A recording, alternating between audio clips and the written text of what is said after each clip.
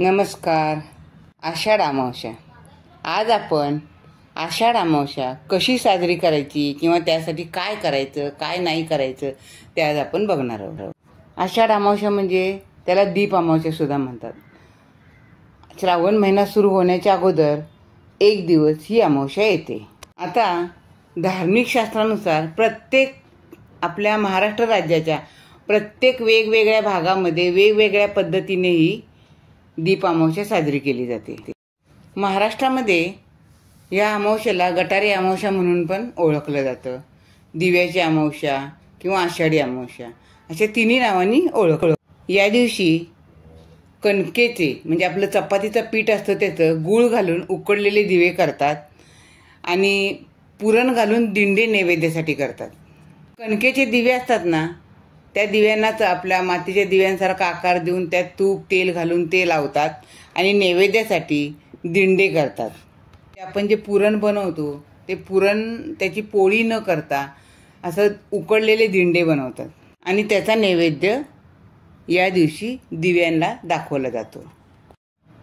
अमावस्येची रात्र असते ना, म्हणून प्रकाशाने तिला उजळून टाकतात. त्यावेळी अंधारी रात्रीसाठी कृत्रिम म्हणजे पूर्वीची पण ती गोष्ट असेल की पूर्वी अंधारी रात्रीसाठी कृत्रिम प्रकाशाची पुरेशी सोय नव्हती, म्हणून हे असं दीपपूजन करून अंधारी रात्र उजळून टाकत होते.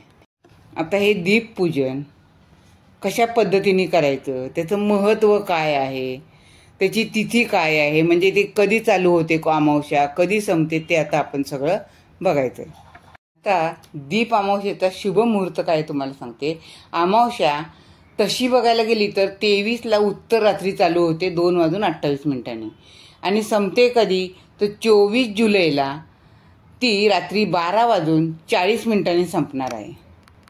आता आपल्याकडे महाराष्ट्रामध्ये दीप अमावस्या 24 जुलैला साजरी करणार आहेत आणि 25 जुलैपासून श्रावण महिना चालू होणार आहे. आता ही आपण जी दीपपूजा करणार आहोत त्याचं महत्त्व काय आहे ते पाहूया. आषाढ अमावस्येला दिव्यांचं काय होतं, खास आरास करतात, त्याची पूजा करतात. काही खूप छान छान सजवतात दिव्यांना. कारण दिवा हे काय माहिती आहे का, मांगल्याचं समृद्धीचं चैतन्याचं प्रतीक मानलं जातं. आपल्या आयुष्यात सुख समृद्धी येण्यासाठी आषाढ महिन्याच्या शेवटच्या दिवशी लोक काय करतात, दीपपूजन करतात. ही दीप अमावस्या साजरी करतात. प्रत्येकाच्या आयुष्यात जर अंधार असेल तर प्रकाशाकडं जाण्याचा एकमेव मार्ग म्हटलं तर ही अशी दीप अमावस्येची पूजा.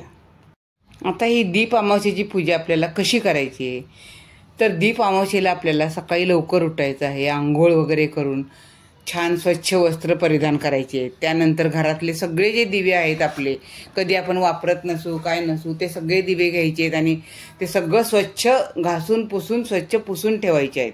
नंतर एक पाट घ्यायचा आहे. त्या पाटावर कडेने छान रांगोळी काढायची आहे. पाटावर एखादं नवीन वस्त्र अंतरायचे आहे आणि त्यावर ते आपण जे स्वच्छ दिवे घासून पुसून ठेवलेले आहेत ते दिव्याची मांडणी त्या पाटावर करायची आहे. आता त्या दिव्यांच्या बरोबरच आपल्याला पिठाचे दिवे पण करायचे आहेत. ते पिठाचे दिवे जे आपण केलेले आहेत ते दिवे पण आपल्याला त्या दिवशी पूजेसाठी ठेवायचे आहेत.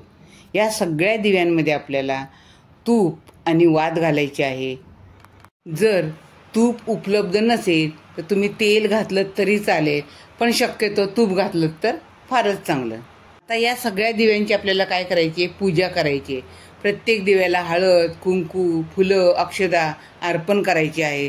नंतर सगळे दिवे आपल्याला प्रज्वलित करायचे आहेत आणि शुभं करोति कल्याणम आरोग्यम धनसंपदा हे बोलायचं आहे.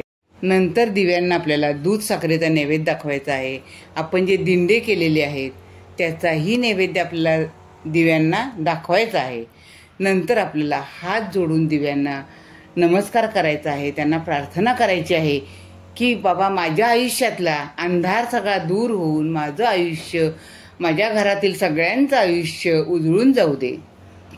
आणि खरंच तुम्ही जर या प्रकाराने दिव्याची दीप अमावस्येला दिव्यांची पूजा जर केली तर खरंच तुमच्या आयुष्यात सुख समृद्धी आल्याशिवाय राहणार नाही. आता या अमावस्येला आपण दिव्यांची पूजा केल्यामुळं आपली शनिदोषापासून मुक्ती मिळते आपल्याला. आणि आपण जर या अमावस्येला दानधर्म जर केला तर आपल्याला पितरांचा आशीर्वाद पण मिळतो. म्हणून तुम्ही नक्की दिव्याची पूजा करा, दीप अमावस्या छान साजरी करा. धन्यवाद. श्री स्वामी समर्थ.